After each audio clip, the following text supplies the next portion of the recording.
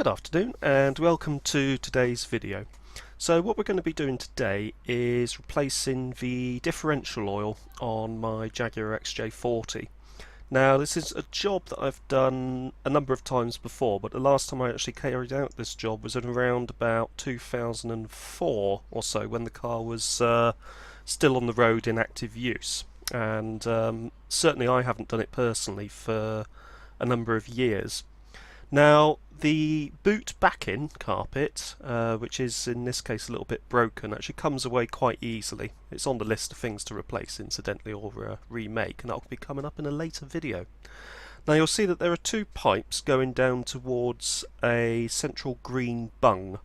Those are the drainage pipe for the fuel latch housing, and I think there's also a breather pipe as well. There's also what is sort of colourfully called the paint can lids, which are those two circular lids that you can see there, and they're actually sealed into that, I guess you call it a bulkhead, well it's not really a bulkhead. What I tend to do is I pull away the rubber bung, and that will give me an opportunity to be able to fill the car differential up later. To get the differential fill bolt off, you can see that's the fill hole there. You need a universal joint flexible style, I think it's not half inch, or is it half inch or 3/4 inch?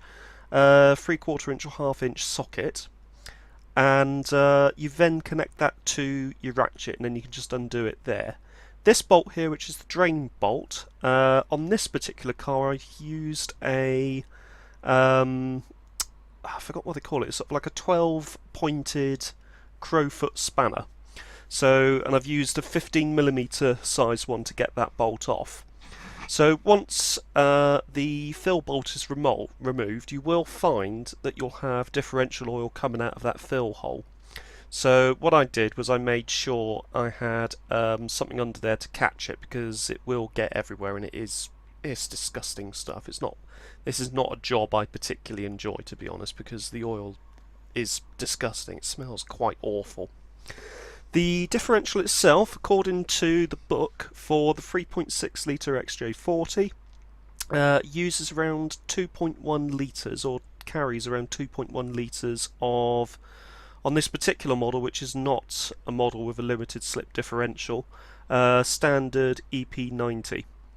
The limited slip models use Shell Spirax Super 90, if I remember rightly, which is ideal for an LSD. What we're focusing on here is the universal joints. Now, I bought a new grease gun during the week, and this grease gun is a much better purchase onto the grease nipples, and I found that what it actually does, it actually ejects the old grease from the joint and fills the entire joint with fresh grease.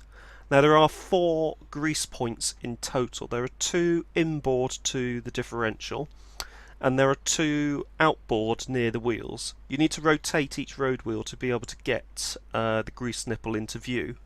But as I discovered, certainly with that driver's side wheel that you can see behind my head, as long as the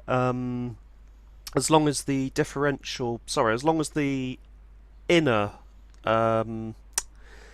inner nipple is available, and you can see the inner nipple, you should be able to also see that outer nipple.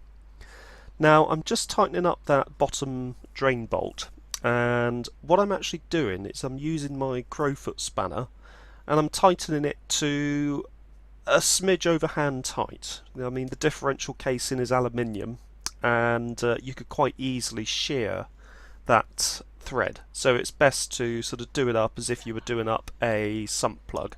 So in other words, that's always hand tight, and then just a little bit further over hand tight. The exact torque figures are available in the relevant factory guide, or indeed the Haynes manual. Now to fill the differential, and this is a method I've always used, is I use a clean bit of hose, a funnel, and as you can see here, I put the hose through that drainage point, and then you can actually, so if you get underneath the differential, you can poke it into the differential fill hole. It takes a long time to fill, so I was here. This film is actually sped up, but I was standing here for probably about half an hour in total. I'm wondering if the hose was possibly too long, or there was an upward. I think there was a slightly uphill point as the hose entered the differential, which obviously would reduce the amount of speed that the fluid would actually go into the differential. The oil itself is also really thick, and that can sort of obviously take time itself to get into the differential. It took a while, but you know, once it's done, it's done. And on a car that, like mine, that's not really used that often, I probably won't need to do it again for another 5 years or so. It's certainly not a job I enjoy doing on a regular basis. As regards supporting the car and jacking the car up, it's best to have, as long as space allows, the car as high as possible, and the car supported with axle stands at the relevant points. If you are going to be rotating the rear wheels, make sure that you've got the front wheels chocked and that you're doing this on a level surface. You don't want the car rolling off or anything. Additional steps that you can take for your own safety: you can wear protective handwear because it is oily stuff and it's not particularly pleasant. You can also wear protective face wear, mask, etc. Also, what I did, and this is something that you might want to do, is you can use it as an opportunity to top up some of the rust proofing underneath the vehicle. There are some hidden areas up beneath the or behind the differential cage assembly, which do get neglected when you're sort of doing a standard once over of the rust proofing. So what I did after completing the work was I gave the whole area a really good going over with some dinitrile. I used a bit of Curust or similar rust inhibiting, rust neutralizing stuff first. I actually used one that had a built-in primer, so the area was primed and deneutralized. Then I applied the dinitrile sparingly. It also gave me a good opportunity to spot any potential rust spots which are going to be causing me problems.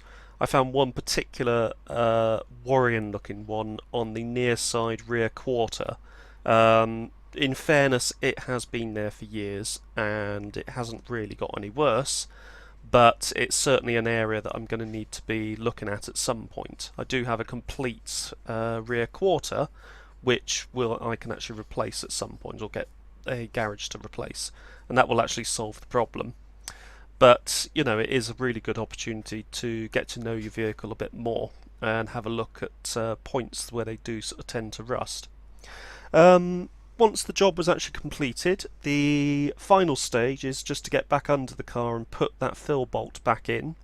To do that, I mounted the fill bolt onto the universal joint flexi attachment thing and just literally screwed it in by hand until it was hand tight, and then just put the ratchet on a little bit over hand tight to finish.